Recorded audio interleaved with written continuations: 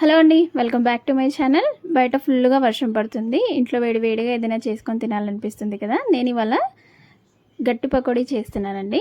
ఇది మనకి స్వీట్ షాప్లో దొరుకుతుంది కదా, అలా అనమాట. వాటర్ వేయొద్దు, వాటర్ వేస్తే పకోడీ కాకుండా అది బజ్జీలాగా వస్తుంది. గట్టి పకోడీ ఎలా చేయాలో నేను ఇప్పుడు చూపిస్తాను. ఇలా ఆనియన్స్ పొడవుగా కట్ చేసుకొని అందులోకి సరిపడా ఉప్పు, కారం, కరివేపాకు, అల్లం వెల్లుల్లిపాయ పేస్ట్, ధనియాలు ఇలా దంచి వేసుకోవాలి. కంపల్సరీగా వేసుకోవాలండి. ఇలా నేను చూపిస్తున్న విధంగా ఇలా కలుపుకోవాలి. మనం సాల్ట్ వేసాం కాబట్టి ఆనియన్స్లోంచి వాటర్ అనేది వస్తుంది. ఇలా కలుపుకున్న తర్వాత మనం అందులోకి శనగపిండిని అయితే యాడ్ చేసుకోవాలి. ఓన్లీ శనగపిండి అండి, బియ్యం పిండి అవసరం లేదు. చూడండి, అందులోంచి వాటర్ అయితే వచ్చాయి కదా, అందులోకి నేను శనగపిండి వేసుకున్నాను. మీరు పిండి వేస్తూ కలుపుకోండి, మరి ఎక్కువగా ఒకేసారి వేసుకోవద్దు. అస్సలు వాటర్ వేయకుండా కలుపుతున్నానండి. కావాలంటే కొన్ని చిలకరించుకోవచ్చు. చూడండి, ఇలా ఉండాలి.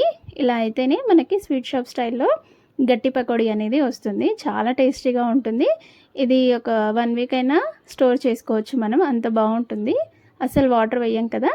ఇంకా స్టవ్ పైన ప్యాన్ పెట్టేసి ఆయిల్ అయితే హీట్ చేసుకున్నాను. చూడండి, ఇలా ముద్దలు ముద్దలుగా వేసుకోవాలి, పొడి పొడిగా వేయొద్దు. చూపిస్తున్నాను కదా, ఇలా వేసుకొని మీడియం ఫ్లేమ్ పెట్టి మనం ఫ్రై చేసుకోవాలి. ఇలా వేసుకున్న తర్వాత వెంటనే కలపొద్దండి, అది వేగనివ్వాలి, లేదంటే అంత అతుక్కుపోతుంది. ఇలా నేను ఎలా చూపిస్తున్నానో అలా వేసుకోండి. మరి పల్చగా వేసుకోవద్దు, కొంచెం ముద్దలు ముద్దలుగా వేసుకుంటే ఇలా గట్టి పకోడీలాగా వస్తుంది. ఎక్కువ మనకి పిండి పట్టదు, చాలా బాగుంటుంది. మీరు ఎప్పుడైనా స్వీట్ షాప్లో తినుంటే అదే ఫ్లేవర్ వస్తుంది ఇలా చేసుకుంటే.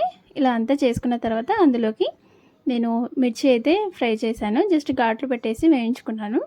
తినేటప్పుడు దానిపైన ఉప్పు చల్లుకుంటే సరిపోతుంది. కరివేపాకు కూడా ఇలా ఫ్రై చేసి వేసుకోండి, చాలా బాగుంటుంది కాంబినేషన్. స్వీట్ షాప్ స్టైల్లో గట్టి పకోడీ అయితే రెడీ అయిపోయిందండి. మీకు ఎలా అనిపించిందో కామెంట్ చేయండి. నచ్చితే like, share and subscribe. Thank you.